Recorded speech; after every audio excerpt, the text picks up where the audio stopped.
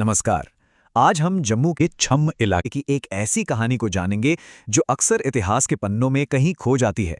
ये उन हजारों लोगों की कहानी है जिन्हें अपना घर-बार, अपनी जमीन, सब कुछ छोड़ना पड़ा। जानते हैं, ये एक लाइन, बस ये एक लाइन हजारों परिवारों के दशकों पुराने दर्द को अपने अंदर समेटे हुए है। एक ऐसी तकलीफ, एक ऐसी कहानी जिससे अक्सर सुना ही नहीं गया। अपने ही देश में कोई रिफ्यूजी कैसे हो सकता है? सुनने में भी कितना अजीब लगता है ना?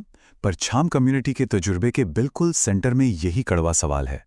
चलिए आज समझते हैं कि कैसे हजारों भारतीय नागरिकों को इस हकीकत का सामना करना पड़ा। तो आखिर क्या खोया था इन लोगों ने? ये समझने के लिए हमें पहले ये देखना होगा कि छम्म आखिर था कैसा। एक बेहद खुशहाल, उपजाऊ और आप कह सकते हैं पूरी तरह से सेल्फ सफिशिएंट होमलैंड। देखिए, ये सिर्फ जमीन का एक टुकड़ा नहीं था। नहीं, ये एक पूरा जीने का तरीका था, एक पहचान थी जो वहां की मिट्टी से जुड़ी थी। और यही पहचान, यही सब कुछ अब बिखरने वाला था। फिर आए दो बड़े युद्ध, 1965 और 1971, और इन दो वॉर्स ने छम्म और वहां के लोगों की किस्मत को हमेशा हमेशा के लिए बदल कर रख दिया। ये टाइमलाइन ना पूरी कहानी बयां कर देती है। 1965 का युद्ध वो पहली चोट थी, लेकिन असली और आखिरी चोट लगी 1971 में। और फिर हुआ शिमला समझौता। जब लाइन ऑफ कंट्रोल को फिर से खींचा गया तो हुआ ये कि छम्म हमेशा के लिए पाकिस्तान के हिस्से में चला गया। बस उसी दिन इन लोगों के लिए घर वापसी के सारे दरवाजे हमेशा हमेशा के लिए बंद हो गए।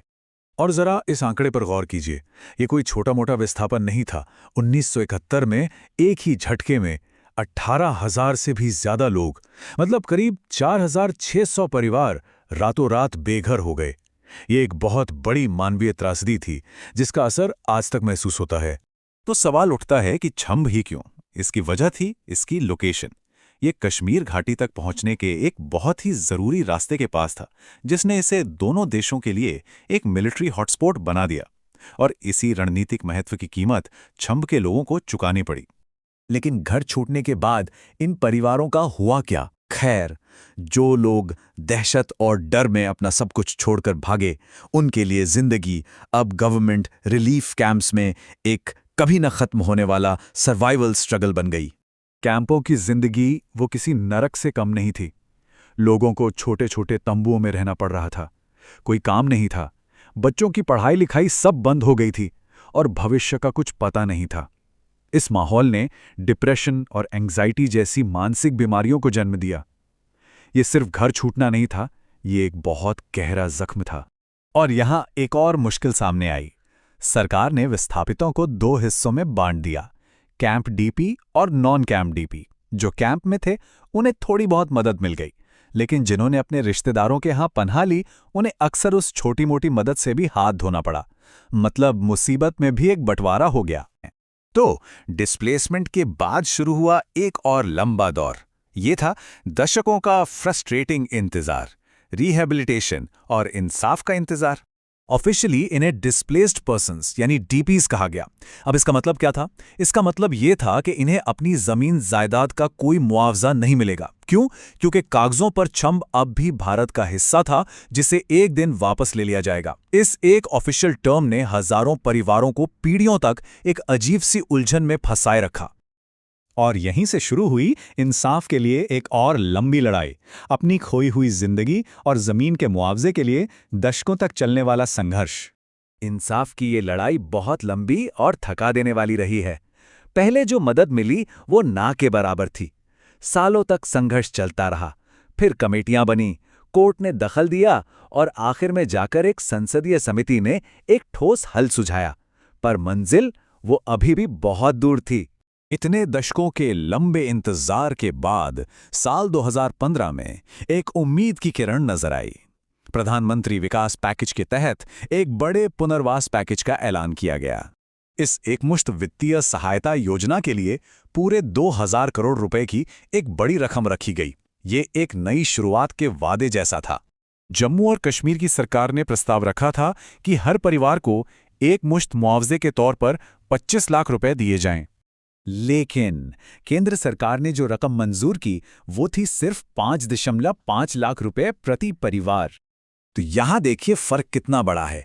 एक तरफ राज्य सरकार का 9,000 करोड़ से भी ज्यादा का प्रस्ताव था और दूसरी तरफ केंद्र सरकार ने 2015 में प्रधानमंत्री विकास पैकेज के तहत 2,000 करोड़ रुपए का पैकेज मंजूर किया।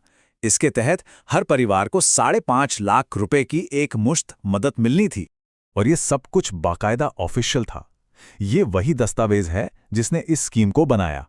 इसका मकसद था कि इन परिवारों को कोई छोटा-मोटा कारोबार शुरू करने या खेती जैसे काम में मदद मिले, ताकि उन्हें एक पक्की आमदनी का जरिया मिल सके। तो सवाल ये उठता है कि किसी परिवार को ये सहायता मिलती कैसे है?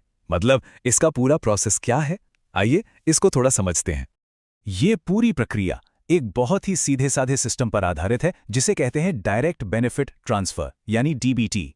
इसका एक ही मकसद है, पैसा सीधे उन लोगों के बैंक खाते में पहुंचे जिनके लिए वो है, बिना किसी बिचौलिए या देरी के। ये जो डीबीटी टेक्नोलॉजी है ना, वो इस स्कीम की रीढ़ की हड्डी है। यही टेक्नोलॉजी ये पक्का करती है कि पैसा सही परिवार तक पहुंचे बिना किसी गड़बड़ी के। लेकिन जैसा कि अक्सर होता है, कागजों पर बनी योजना और जमीनी हकीकत में एक बड़ा फासला हो सकता है। आवेदन करने से लेकर हाथ में पैसा आने तक का सफर कई बार बहुत मुश्किल हो जाता है। अब जरा सोचिए, किसी से 50 या 60 साल पुराने दस्तावेज मांगना कितना मुश्किल हो सकता है।